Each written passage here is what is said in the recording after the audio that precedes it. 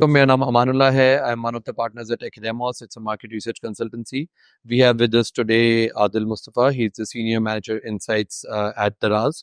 And we are doing a series of podcasts. The objective of these podcasts is to start a conversation on in the insight industry of Pakistan, and just to have a platform where we can talk about how organizations are making decisions, how they should be making decisions, how this whole industry is evolving, and what exactly is this industry all about. Thank you for coming, Adil. I would like you to introduce yourself, and then we will start asking our questions. So over to you. Please tell us a bit about who you are, what your journey has been like, and how did you end up in Insights? So it's good to be here, Amanullah, and thank you for having me. My professional career actually started in 2010. After I graduated, I did my BBA, completed that year, and I joined a logistics company initially, and worked over there for about 2 years, and then I got into Insights when I joined Nielsen. That was in 2012. Initially, my journey encompassed a lot of insight studies involving tobacco. I was working for Philip Morris a lot, doing their incident studies, UNAs, brand tracks, product testing, and pack testing. Um, After that, in 2014, I moved towards other clients, and I was handed a whole plate of FMCG clients.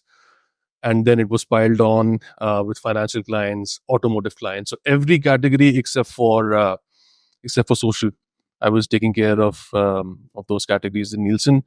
Got presented with their coveted Simply Excellent award over there twice.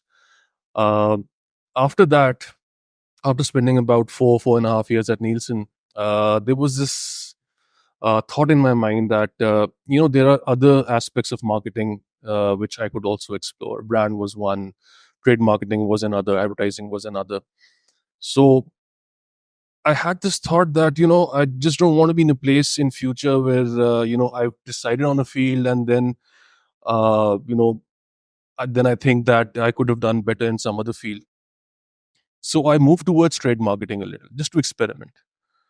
So I joined a company, and RL. I joined RL, and I was looking after Pepsi, Allpers, and Hilal Foods in that company.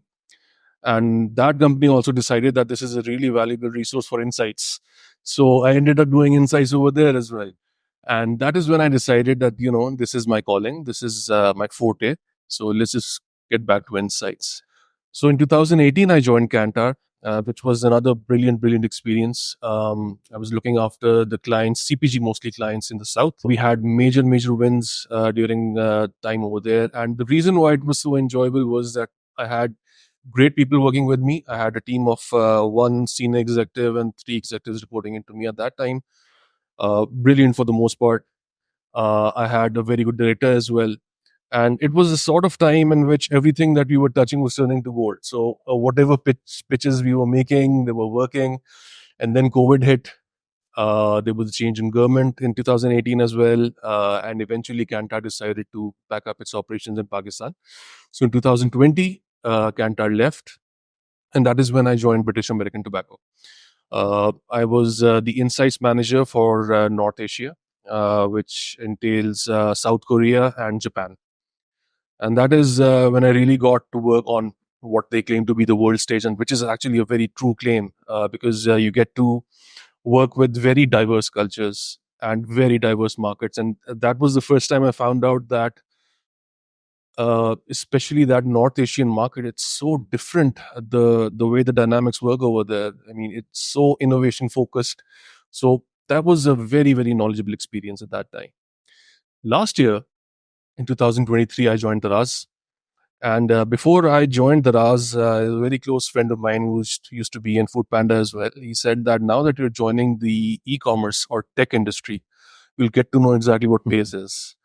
And work coming from an agency background, I like to think at that time that I knew what Pace was, but uh, the first meeting that I had with the COO, that happened on the second day of my joining Daraz, and we had our director experience at that time.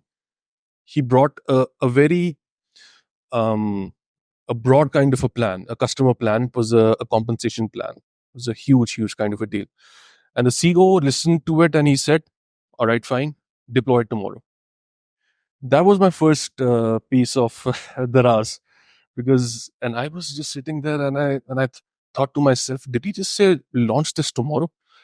And but that is how it works at the Raj. It's extremely fast paced. So eventually came out of that boardroom and I went to direct experience and I asked him, Fahad, this happened. How did he just say that, launch this tomorrow?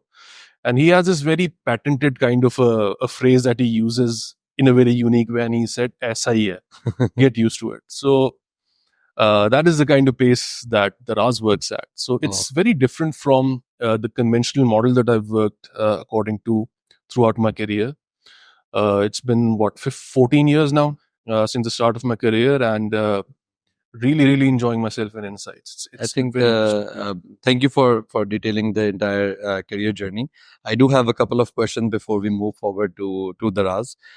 So you did your bachelor's in which domain, if I may ask? Marketing. Marketing. Majors in marketing. And did you at that time know that you will be ending up into insights, or did you actually know about the insights industry when you were pursuing your education? No. Like most of the people. Yeah.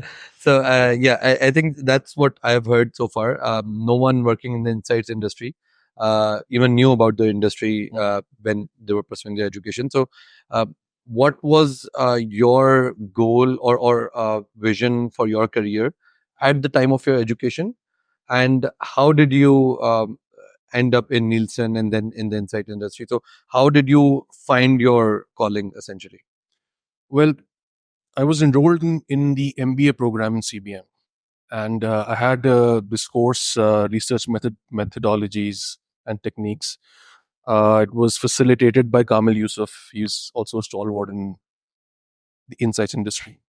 He was my teacher, and during the final exam, actually right before the final exam, when the final projects were being submitted, he took a look at my project and he said that, "Do you know that there is an industry called it was called market research at that time, the market research industry?" And I said, "No, I don't." And that's when he said that, "I think you're going to be a good fit for it." And an HR executive, he was connected to that HR executive as well, and he had been in Nielsen before previously. So he had my CV forwarded, and I got hired as an intern initially. Then I got confirmed as an executive, and then as a senior executive. Ended up spending quite a long time over there. Wow. I think you were lucky enough to have that person guide you during your education, because there are a lot of people who don't even know they're working in the insight industry while working in the insights industry. So a lot of marketing people start working in the domain of marketing analytics, and they end up doing insights, but they never formally studied or even practiced insights. And I think I have a very similar story as well, because I did not even know that this industry exists. So I think that's interesting. And then you did have some diversity in experience as well. So you did not just try market research or insights. You also worked in logistics, and then I think trade marketing. Yeah. So how do you compare that with insights? As a personal preference, I assume that obviously you preferred insight, but how is this forte or this career choice different from others? Well, if we just take a step back, this is the reason why I'm such a strong advocate of university facilitators and professors having corporate experience, because that's the sort of guidance that is needed in our market at this point. Now, how did I gauge? Logistics is a completely different function, so we can't even compare that. But within marketing, you have brand, you have insights, you have trade marketing, you have advertising, and these functions. I was never a brand kind of a guy. Brand is too front office for me at that time.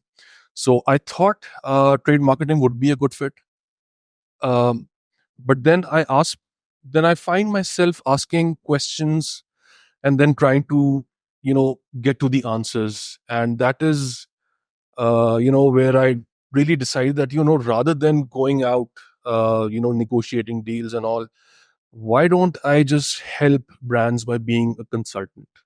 And the best way that I could think of at that time, and I'm glad I made that choice, was as an insights consultant. Uh, so, what universities do at this point is they give you a very limited scope. That you have 4 years in your bachelor's program. After this, there are two companies in Pakistan, and you need to be the management trainee in one of those companies. And usually, they point you towards the brand side, but brand is a totally different ballgame altogether. Since I wasn't that front office, uh, and because I had a very good experience during my internship as well, in which, of course, the employer is evaluating you as a resource, but you're also evaluating the employer. Of course. So after that experience, I decided that this is a field that I could really excel in, and since I also have had an endorsement from one of my teachers who had observed me very closely, without having any prior insight experience, I was able to perform very well in that particular course. You know, all the pointers would point towards this direction. Towards this direction. Thank you for that. I would explore more about your journey within Insights, perhaps at the end of the podcast.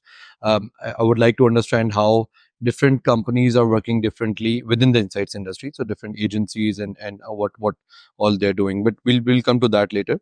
I think I would like to understand now how and what Daraz is. So for people who don't know how it started, I think now it's a household name, but initially when it started, what was the purpose of its existence, why was it formed, and how and what was the vision, and how has it changed over time, so starting till now, and then now till future we'll discuss afterwards. So if you can just briefly summarize why was it formed, and what was the purpose. Well, the Raz was founded on a very bold kind of a decision. It was a brave decision that Rocket Internet took in 2012 by coming to a country where they knew that internet penetration was low.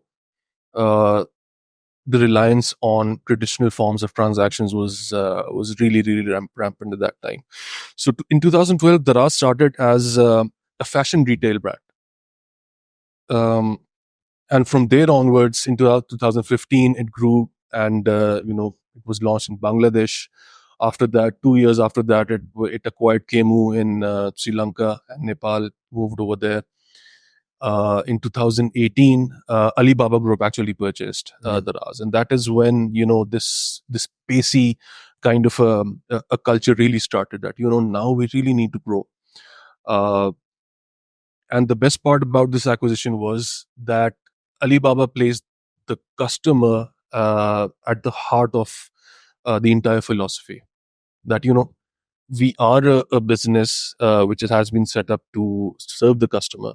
It's of paramount importance to us that the customer stays happy. So that was when a lot of these shifts in growth targets and KPIs that started. Now, recently, you must have heard the Raz about a few months ago went through a restructuring phase as well, um, targeting a more rapid kind of a growth at this time.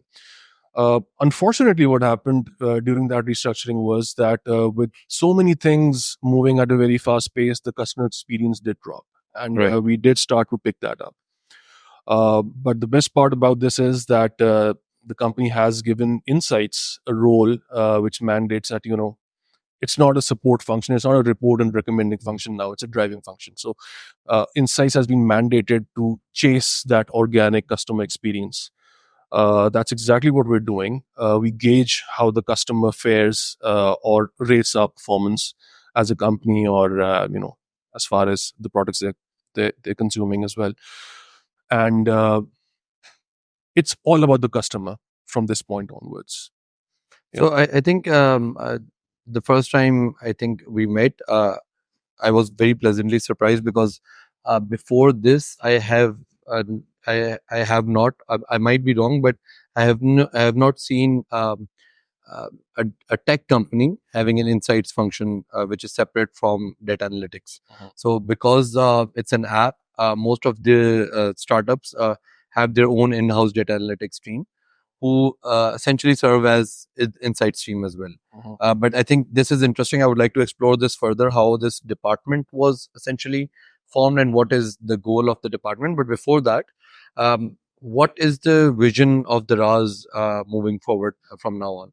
So, what are the goals or the broad goals, and what is the objective? So, what is the company's needle pointing towards north? So, what is that? That big vision or goal that they're heading towards?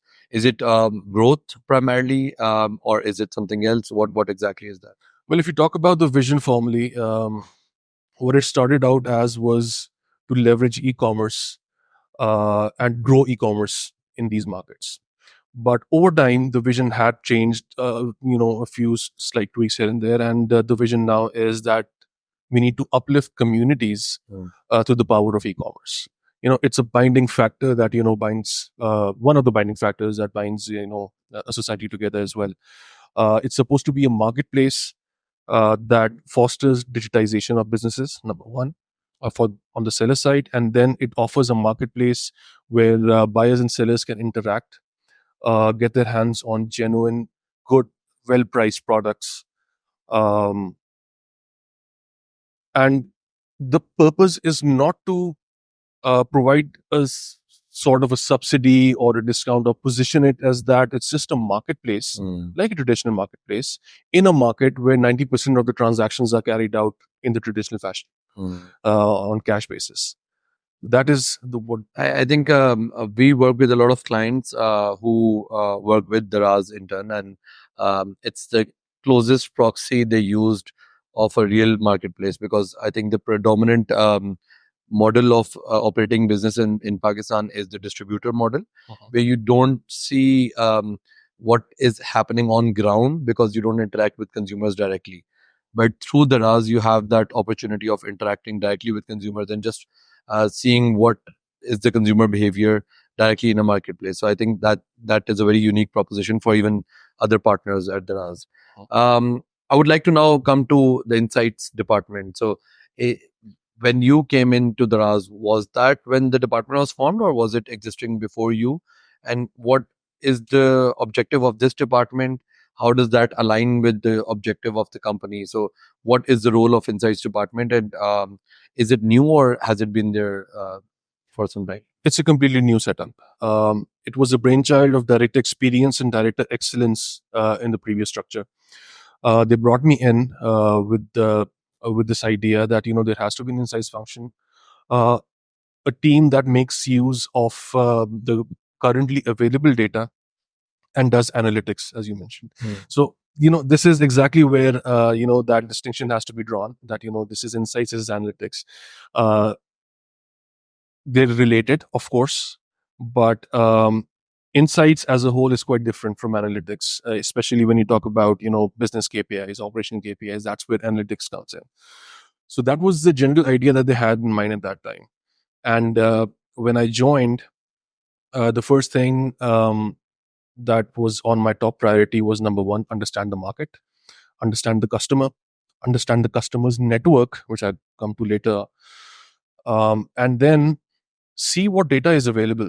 Because everyone around me was telling me that we have terabytes and terabytes of data, and we want to utilize it efficiently. My first question was, how much of that data is usable? And is there a deficit? Will I require more data? If I do I have the liberty of securing that primary data? And the answer to all of this was in the affirmative. So that's when my team actually started working. We made this the first analysis that we did was a very critical one, in which the entire population of Pakistan was segmented. That if I do go in a bit of detail, according to the digital census of 2023, we have 241 million people in Pakistan. Rate of urbanization is 38.8%, which leaves you with around 93 million people. Now, drill down into millennials, Gen Z, and SECA. You're left with 4 million people. So my first question was, are 4 million people on this platform? And the answer was no, only during campaign months. So that was my starting point, that we need to get these 4 million people onto the platform. Now, within these 4 million people, there are Gen Zs and millennials. Are they aware of Daraz? Yes. What is stopping them from coming onto the platform? That is where I started from. That, whenever you're targeting profitability, you have 3 ways in front of you. You either increase the number of customers that you have, or you increase the basket size of your existing customers, or you minimize your cost. In all three of these, one thing is constant, that you need to maintain your customer base. So after this analysis, a lot of other avenues opened up. And then this insights function, it got a lot of traction throughout the company. Eventually, we have weekly reports and periodic monthly report, etc. We set up an entire regimen, and we had people coming from all the departments saying that, put us in the mailing list of your reports. We need to read those reports. What are you guys doing? So the brainchild of Director Experience and Director Excellence, actually, it had a very, very good effect on the overall company. And there's still a long, long way for us to go. We are in the process of launching our BHT now, because we're getting towards the perception side as well. We're already taking care of customer experience side. We've amalgamated customer experience KPIs with business KPIs. And that is also something that we can discuss. I think so. I met one of the founders of an established startup in Pakistan, and he told me that we are still just running after funding, and we are still like working out how to optimize and how to like go towards a profitability first. After that, we'll come to the brand perception and the potential consumers. What are they thinking? So till that point, let us focus only on just making a profit, and also on just using the data to understand the current consumers. I slightly disagree with that thinking that it's only in phases. I personally think that they both complement each other, insights and data analytics. Would like your opinion on that. So you did mention that there's a very specific domain where insights comes in, and that is where we are not talking about the current consumers. You go beyond current consumers. So when you look at the potential target market, you won't have that data already on the platform. So is that the only like primary benefit you see in insights, which is beyond analytics? And secondly, what do you think about this mindset that as a startup, your first priority should be just to optimize and make a profit, and then, because very rarely I've seen a startup working on consumer insights or brand health tracking, etc. So what is your take on that? Well, to answer your first question, regarding insights and analytics, I think the first distinction that I would draw between these two would be that insights takes into account the macroeconomic aspects of the market as well. That is where the conversation starts from. So this is an example that I give to a lot of people, that, for example, you know what the GDP of Pakistan is. It's 341 billion. Yes, everybody knows that. What implications does that have on your day-to-day working? Or, the monetary policy rate is 20.5%. What implications does that have? Insights starts its discussions on a holistic level. Yeah. Analytics generally starts with KPIs. And how you can cross-tab different KPIs in order to improve efficiency, operational efficiency, or any other efficiency that it's targeting. This is the main distinction. Now, someone who can do both is a very, very valuable asset. The good part about academia right now is that a lot of graduates who are graduating now already have a flavor of SQL or Python by the time they graduate. It's a really good thing. It's a very good change.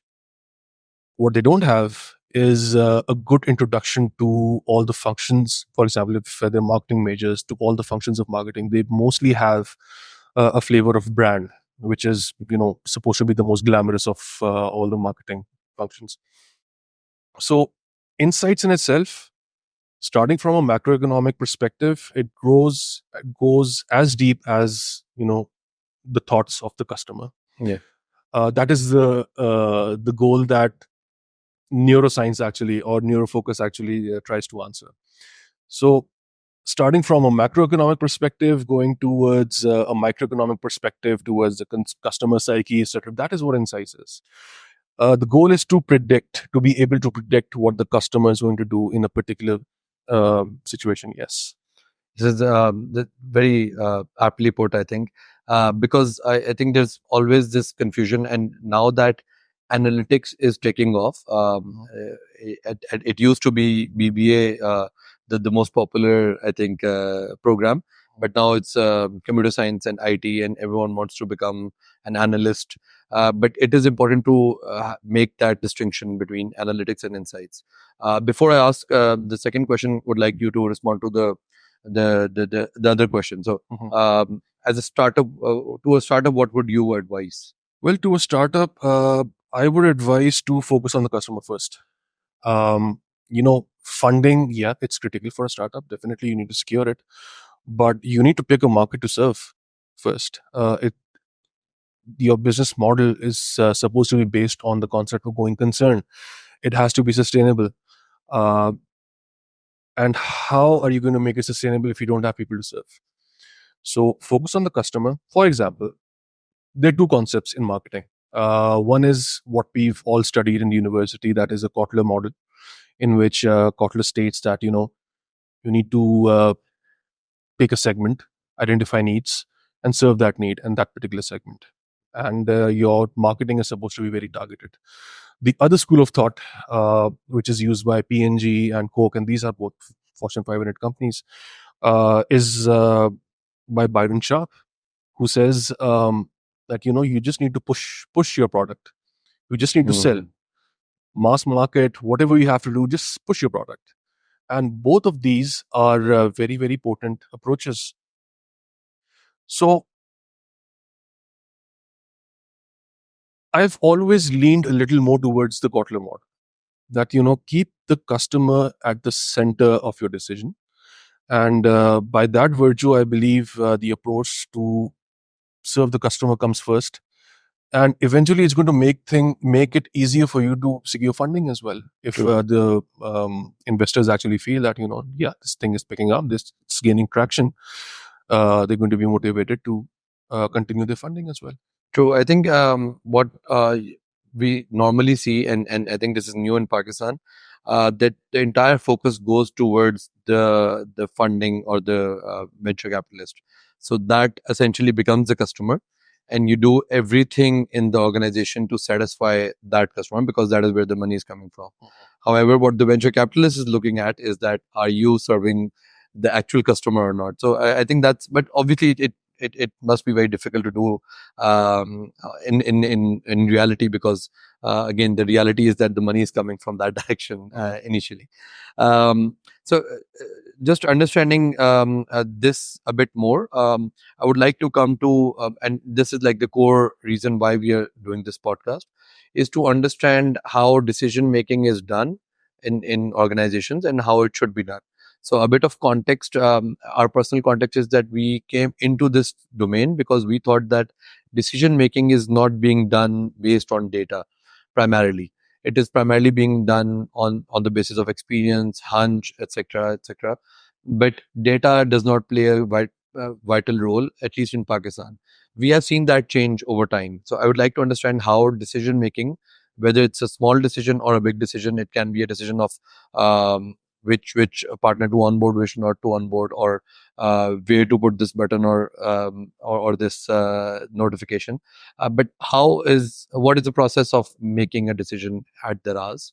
And is that do you think an optimal way of deciding, or do you think that it could be improved further? Well, business decisions cost money, Yeah. and when it comes to uh, placing an idea or a proposal in front of a business leader and asking for capital in order to fund it, you need to have a justification, and data is probably the best tool to give that justification. Um, because in most cases, if it's collected well, if it's analyzed well, it's irrefutable, especially if it's coming directly from the people who are being served by that particular business, it makes a very, very solid case. And it eventually becomes very difficult for business leaders to resist that as well, because, you have the evidence staring at you right in the face. Uh, I think a lot of business leaders realize that if decisions need to be taken, if funding has to be given, it has to be on the basis of certain evidence, and that evidence is provided by data. So it's critical.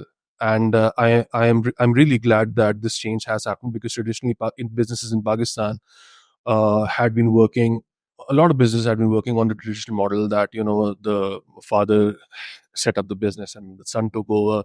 But now the son who is taking over is actually really educated by these same standards, and it becomes a very easy transition uh, for the landscape to change, given this change in mindset as well. So in a lot of companies, the companies which you call Setia companies, and some of these are really, really good companies, we're seeing these shifts in those environments as well, in which there is a Seth who is the beta of the father who actually set the business up. And even in my agency days, they used to call us up, that come and present. What are you offering? Um, and we used to pitch, we used to talk to them, we used to tell them to define and refine their business problems, what to refine exactly what they were trying to achieve, etc. And this whole change has been really a breath of fresh air for our market. And I completely agree. I personally think that Academos exists purely because of these family-owned businesses. Because we were fortunately or unfortunately, we started out in Lahore, and there are not a lot of professional organizations in Lahore, but a lot of family-owned businesses or CTA companies, and we found them very receptive to new ideas. And also, there's this benefit of zero red tape. So if the state approves, they approve. So we got to learn a lot, and I think that was a that is probably a transition that we're seeing in Pakistani businesses as well. And hopefully, if the policies are good, I think there's um, like I'm very optimistic about the growth in the private sector. However, so I would like to understand. Can you share some of the projects or methodologies that you are right now deploying at Daraz? Someone who is not from the insight industry, they might not understand. They understand the value of data. They understand that it should be decision making should be done based on data, but how? So if you can drill down a bit on exactly how a particular project starts and ends, what are the tools and methodologies that you guys use at in the insights department? Just a summary of that, so that if they want to learn more about these methodologies, they can do that online. Well, the first and foremost is to gauge customer experience. And one of the tools that we use is NPS. It's a very potent tool that we use to gauge how we've done as a service, through the eyes of the customer. Now, this customer experience, has to be in line with operational KPIs as well. Usually, what we do is we track the responses from those NPS surveys towards the operational KPIs. For example, if a customer has rated us badly on delivery service, now that means there has to be something wrong with the operational KPI. So immediately we go towards lead times. As a first step, we see, are the lead times stretched? Number one. The second thing we see is what commitment did we make to the customer? If we told them that we are going to deliver this product to you in 4 days, did we deliver it in 4 days or less? Or did we reach the 5th day? If yes, then why did that happen? An amalgamation of experience and insights and operational KPIs. Now, the other side of this coin is perceptions. When you talk about consumer perception or customer perception, you need to talk about brand tracking. And we do understand that customer perception takes a very long time to solidify. It doesn't change that often. It doesn't change very frequently. It takes a very long time to build. Now, we have 3 three CVPs, customer value propositions, that we want to position Daraz on: best pricing, best delivery, and best returns. So we want to be able to give them the absolute best prices, of that particular product. So we have this best price guarantee. The second one is best delivery, which means we are going to deliver it faster and more efficiently than anybody else. And the third is returns, which means that you have 14 days in an assortment in a particular segment, in which you can safely and return this product within 14 days with no questions being asked. Now, how are we going to gauge ourselves on these CVPs? That has to come from perception, and that's going to take us a very long time to build as well. So you have your customer experience mainly coming in from NPS. You have your BST data for perception, and you have your operational KPIs coming in from logistics and commercial and finance, all these functions. Interesting. I think thank you for that, and thank you for going into the details. If we move forward towards the role of data that I see as very important in organizations is to just guide you of what you're doing right and what you're doing wrong. So part of decision making process is to experiment, to make errors, and to rectify. If something is not working and you keep doing that again and again, it is costing again money. So instead of just guiding the data to tell you what to do at one point in time, is there a model where you keep tracking the ROI of a decision or keep measuring things over time? I think BHT is one example, but just measuring the impact of different experiments and then seeing what works best and what doesn't work best. So is there a relevant example that you can share either at Daraz or any other company that you worked at, where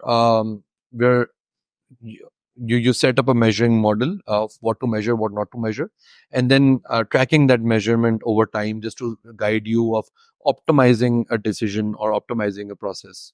Absolutely. I think a very recent example I would give from the last would be after the restructuring, as I mentioned, we had closed down the voice channel for a couple of months, which means customers couldn't call us up and ask us updates about their orders, etc.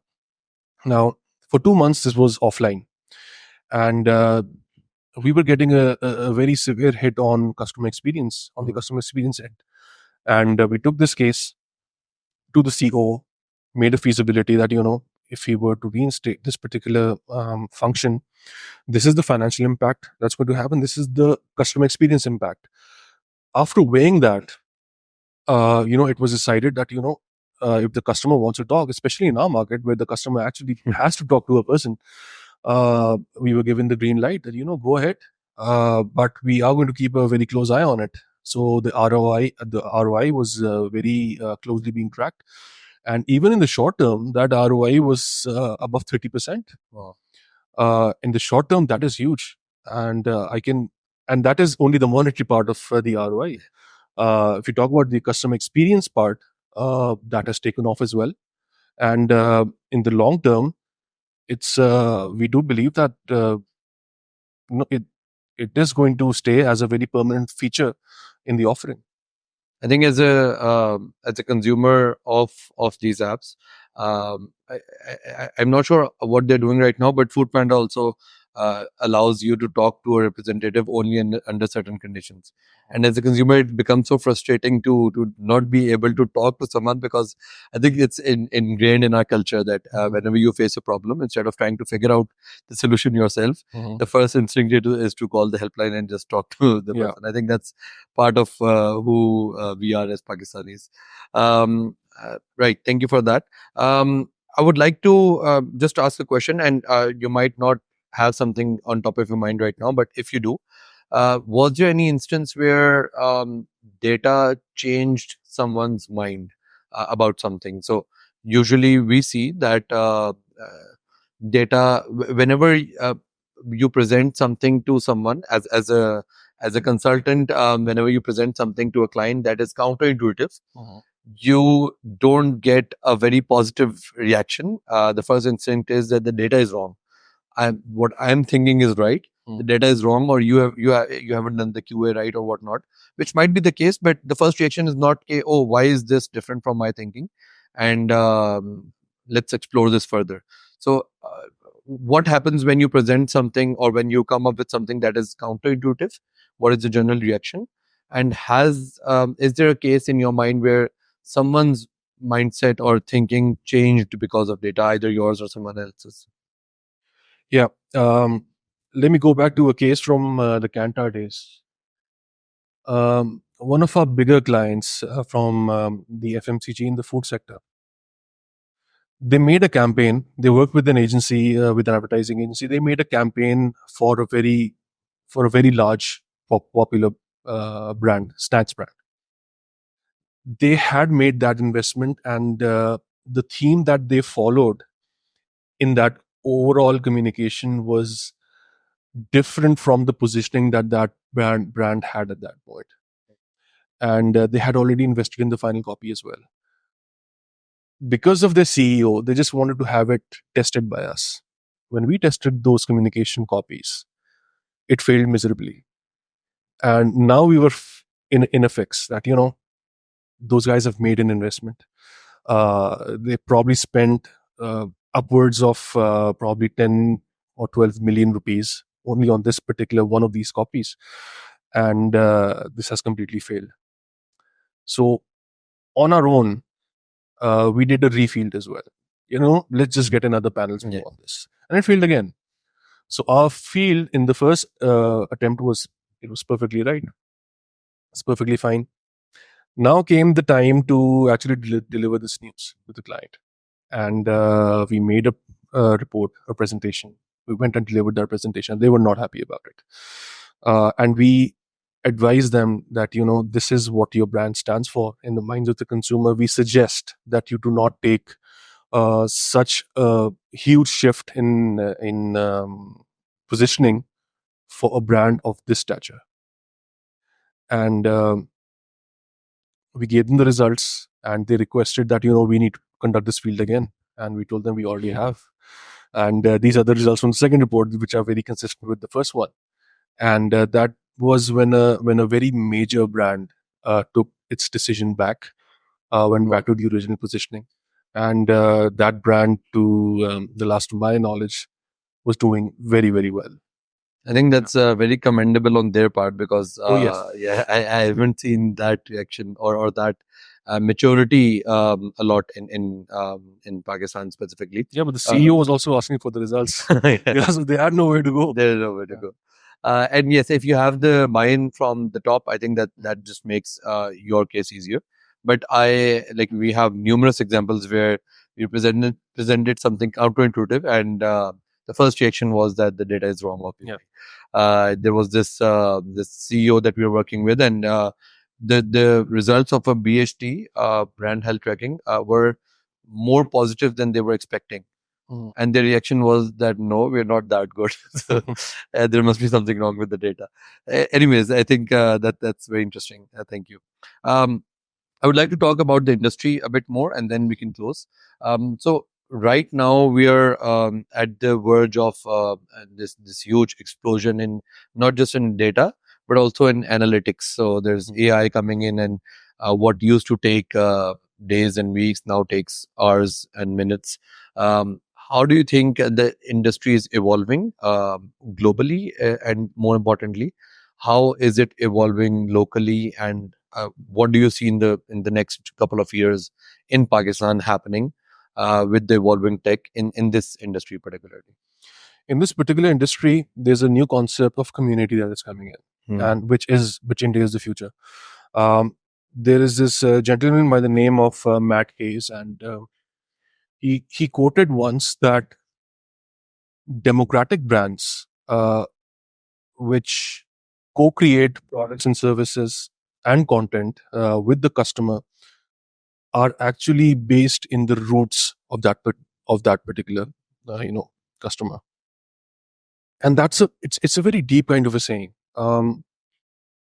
The idea of co-creating these products and services along with the very markets that you serve, it's a concept that has already breached in the developed markets, and somehow with the advent of as you mentioned, the explosion of analytics and these related fields, it's creeping to Pakistan as well. Although Pakistan is quite it's quite far away from those developed markets, but still here it already has reached. So this is the concept towards which the industry is headed, and businesses will have to do that. They will have to put the customer at the heart of the decision making. They will have to ask them exactly what they would expect. They would ask them what would work for them, what is relevant to them, what their needs are, and to serve those particular needs. Make them stakeholders in your business. That is a new concept coming in, and I think it's a concept in its infancy at this point in our market, but it has so much potential that if this concept kicks in, it's going to bring about a very radical change in the way that businesses work. Can you elaborate a bit more on, or give an example of this kind of a company or product where there's co-creation or there are communities, the concept of communities? So any example or any so how does it work if there's a example here or globally? The emphasis that Nestle puts, on feedback coming in from the customer, whether that is perception data, whether that is um, attitudinal data, etc., behavior data, etc. The emphasis that they put on it, they are as close to creating those particular products with the customer as any Pakistani company at this point can get. Makes sense. Yeah. There are a couple of other technologies that we have heard a lot about and would like your opinion on those. One is so before technology, there's also this.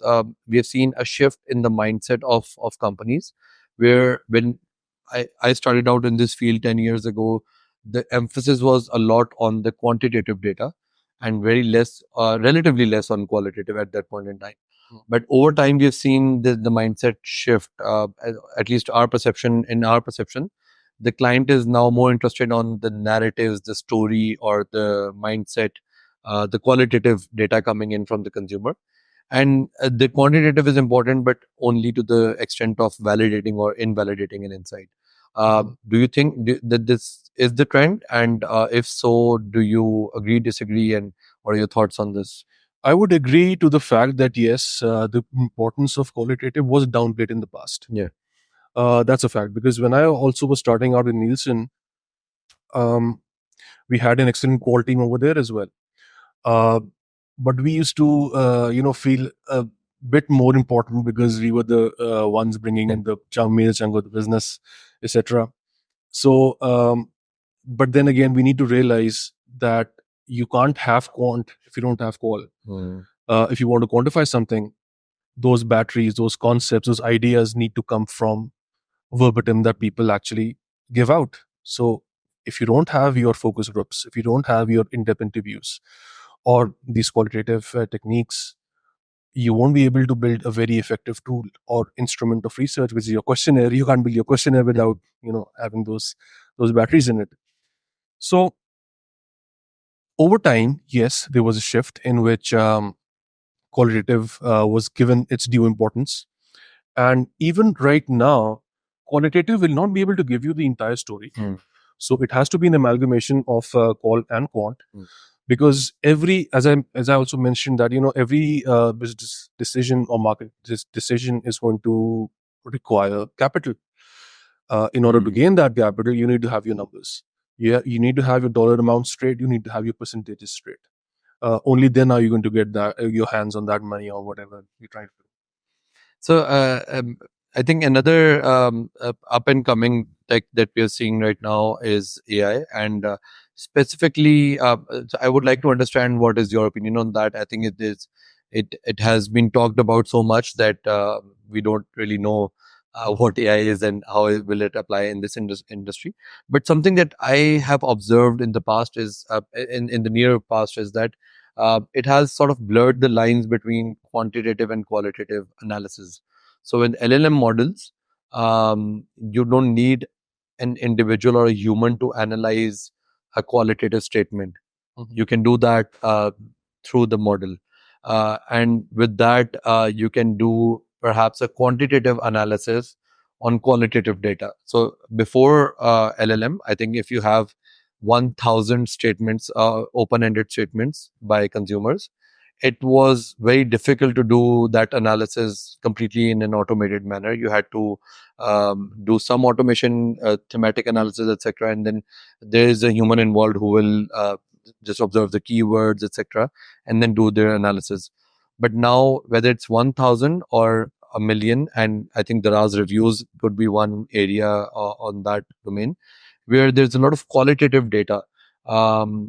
Which do you think that that is one application of AI in the near future?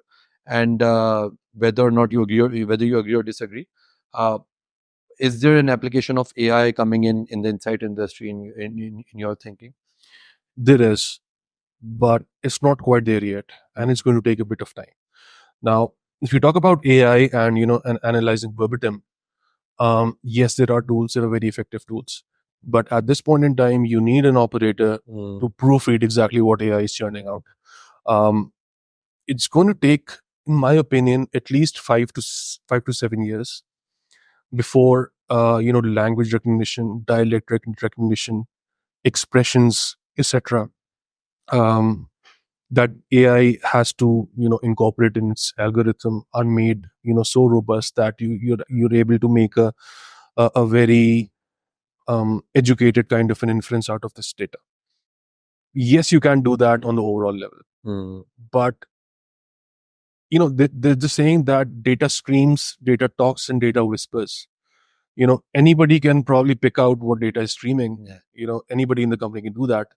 uh, Whatever data is telling you while it's talking, you can pick that up as well. But insights professionals, analytics professionals, they're supposed to tell you what data is whispering, and that is the toughest piece to pick up. True. You probably will not be able to get that from AI at this point in time. Eventually, yes, because the trajectory that we've seen AI that it's taken, yes, it will be. I'm very confident that it will be not a replacement, but more of an augmentation of the insights function. I think what I've personally seen is that, and the first time I think I used ChatGPT, I just uploaded some data and tried to get amazing insights out of it, but I was very much disappointed. However, yeah, it is improving, and it is now probably more about asking the right questions from the data than just relying on these models to give you what you want. Because even if AI is able to understand what data is whispering, I think that that understanding of where you are and what the needs of the organization are, I think that will take some time. But obviously, we can't rule out anything now. Yeah, absolutely. Right. I think this is what we are seeing right now. There might be other technologies coming in, and would like your opinion on those as well. But if you don't have any more takes on the future of this industry, I would like to come to the close. And before closing, I would like to understand what is your suggestion for someone who might or might not know that they're going to end up in insights, and for someone who is actively trying to understand what the industry is about and whether or not they should jump in. So, what are some pros and cons of working as a career in this industry in Pakistan? Well, if you talk about this stage, it becomes very difficult for people to argue with you if you're an insights professional, especially if you have data backing you up. That is the major pro that we have. You've taken your opinion is taken very seriously because you have the goods to back it up. There are cons. There are times when you need to raise your hand in a boardroom and put a stop to things. In most cases, especially in Daraz, it's taken very, very positively. But that is not always going to be the case in every company. True. There are going to be times when you are looked at as a spoil sport. We were just about to get our hands on this funding and you just messed everything up. So yes, you need to take a principled stance at times. For someone who's looking to join this industry, my advice to them would be that the current generation has access to more information than we did. You know, there are so many information sources available on the internet that candidates need to sift through them. They are in a much better position to preempt where they're going to end up than we were when we were starting out. My coming to insights was because I was lucky enough to find a teacher who pointed me towards this direction. Um, but for the candidates of today, they have access to a lot of information. They need to take this decision. The second thing is they need to pay attention to what they are studying on the university level. Yeah. A lot of people used to join BBA just because they did not know what other program they wanted to do. And that is a fact. And then they eventually decided that, now that I've done BBA, and these are my options, and let's just start working. As I said, try to take decisions earlier on because they're much better equipped than us. As far as numbers go, I would encourage everyone to be very mindful of making claims. I would actually like that they need to have data to back their arguments up. Mm. And by that I mean, whenever you give an argument, your argument in a business environment, your argument needs to be augmented by or based on percentages or USDs. That is when you'll actually be able to be taken seriously. There are going to be times when you don't choose the co-workers you work with. You're going to have great managers, you're going to have good managers, and you're going to have not so good managers. It's always going to be a mix. I was lucky enough to find two managers who really shaped my career. One of them, and I would really like to mention that it's Rabab Sultan. She was my senior manager in Nielsen, and she actually taught me insights. She taught me insights in management. She was actually the one that when I became a people manager, she told me that, Adil, today you're becoming a people manager. You're going to have a team reporting into you. Get this fact through your head that it's not about you anymore. It's about your team. Now, this was, one change and one advice that I took very seriously. And, it has really helped me a lot throughout my career. The second manager was Monis Khan. He was a director when I was an intern at Nielsen. And then he was my director at Kantar as well. He taught me business. And this is where, the real meat and potatoes comes in as advice for people wanting to join this field. You need to think about business. My growth in insights was stunted initially, only because I was doing what I was being asked to do, not thinking about the bottom line or top line of the company. Monas actually taught me how to think about numbers, that, this is what you're doing. This is the financial impact that your team or your task has on the company. Start thinking on these lines. And when he taught me this particular fact, that is when my career took a trajectory, with a very, very an aggressive slope. Sorry. So think about business. Think of this industry that, if you were running your own business in this industry, how would you run it? Take that approach and always keep numbers, in your arguments. As far as people who are already business leaders, or, business leaders are going to be very, very senior, but people who have to make business decisions, I would advise them to narrow down their problems. Identify a business problem first, refine that problem. And, research is always going to be a cost saving measure, not a cost incurring measure. You need to realize that. At the same time, a lot of people in our agency days used to call us up that, we want a research partner because we want to understand the landscape. That's not a business question. That's not even an objective. Then we used to sit down, co-create with them, as one of my previous MDs used to say, suspend your own agenda and co-create the business problem with your client, and refine it to the extent where you have one statement and you have a way to solve that business question. So just don't do research just for the sake of doing research. Have a very specific problem in mind that you want to solve, and solve for that particular problem in that particular moment. I think this is you have covered multiple things here, and I would like to point some of these out. And one is that I see a lot of people who have really good either data analytics skills or data analytics team members, but they're struggling with the business part of things. So they if you are coming into the insights industry, yes, it's good to be very comfortable with data and to understand data and to collect data, to analyze data.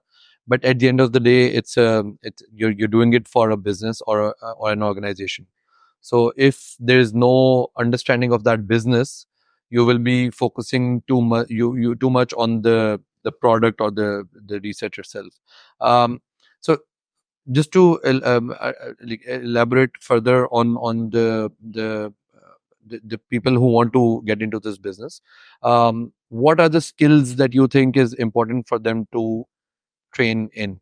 So there's no market research bachelor's or master's, but you can sort of try and learn some skills. So very obvious ones would be, and what everyone would be thinking would be that yes, I want to understand, learn the tools, whether it be SQL, Strata, or Python, and I have to learn data analytics, etc. But what is usually not talked about is again the business acumen, the psychology part, as you mentioned, that insights is from macro to the micro to the individual level. And to understand an individual, I have seen that psychologists have that knack for understanding a person better than others. So what are some of the skills, some obvious ones and some not so obvious ones, that you would encourage them to learn if they want to pursue a career in insights? Two skills they need to inculcate. Number one, I always mention, there's this saying, be the hardest worker in the room. I've changed it a bit to be the best listener in the room. That is one. Number two, and by listening, I mean really understanding what the other person or people are saying in that room. Understand it, process it, and only then respond to it. The second is, as my previous MD also used to say, the 5 why approach. Keep asking the question why at least 5 times until you get to the basic root of the problem or whatever subject is being discussed. If you have this kind of an approach, you'll automatically start training yourself as an insights professional. Okay, customer experience has gone down. Why? Lead times have gone up. Okay, why? There was a law and order situation. Okay, why was there? Was there in an economic kind of an aspect to it as well? Maybe. What effect would that have on our business, etc.? There, you will start opening up multiple layers, and when you come on a stage to present your findings with so much depth, your opinion is going to matter in that boardroom. And of course, your opinion is going to be based on your research, your numbers, your percentages, your dollar amounts, etc. And the value that it will have eventually on the decisions that arise from that particular boardroom, that is going to be your reward. So train yourself to be the best listener in the room and have a 5 why approach. Great. Final question. I think there's a lot of demand, or actually there's a lot of demand for roles either in marketing or in IT now, in Pakistan specifically. So whoever is studying right now, they keep listening that either, like, if you're going into the corporate, going to the FMCG, going to the marketing of FMCG, or going to the IT industry. Do you think that insights can potentially offer the same level of growth for a person to select that as a career? Because they might be concerned that, okay, my passion is research, I want to pursue insights, but I might not be able to like, it might not be rewarding as much as these popular or other functions. So what's your opinion on that and your advice for that? you can never go wrong with insights. If you've specialized in it, or if you've chosen your path as such, you're going to be good in a lot of other things as well. You've already trained yourself to be a consultant, an internal business partner. Um, you're in a position, or you've put yourself in a position where you can make changes, you can recommend changes, you can study trends. That is always going to be a skill that will be valued. So even in our market, for example, in Pakistan, where the opportunity and insight is limited as opposed to other functions in brand, etc., um, insights will always have a very important place, and that horizon is actually growing. I've seen it grow in the past 14 years, and it's only going to grow more.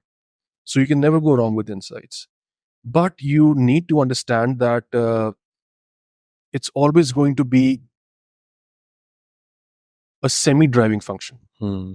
Yeah. So a lot of decisions are going to be taken by those business driving functions. So, but as far as your arguments are solid, as far as your research is good, you will always have a seat at the table. Makes sense. Um, I think that with that we can end the podcast. And I usually, in my opinion, I think it's. I personally think that you should decide any career goal based on what you think your passion is. But again, that's a very subjective and a very broad thing. So it's difficult to identify your own passion at the age of 20, 21 without experimenting. And I think, as you've said, that you experimented a couple of times before ending up here. But I think once you realize that your passion is in this domain, I personally believe that the rest of the things take care of themselves. So if it's IT, it's IT. If it's marketing, it's marketing. But I don't think anyone should just pursue a particular career choice because of the opportunities it is offering. Because it could be a very niche market, but if you're really passionate about it, you can make your own way. I think that's again very idealistic thinking, but I think that should be the driving force. But yes, once you have decided, once you have selected a particular industry, then if you do it right, it will be rewarding for whatever that is. Um, Thank you so much, Adil, for coming in. Hopefully, we'll see more of you. And thank you for the listeners as well.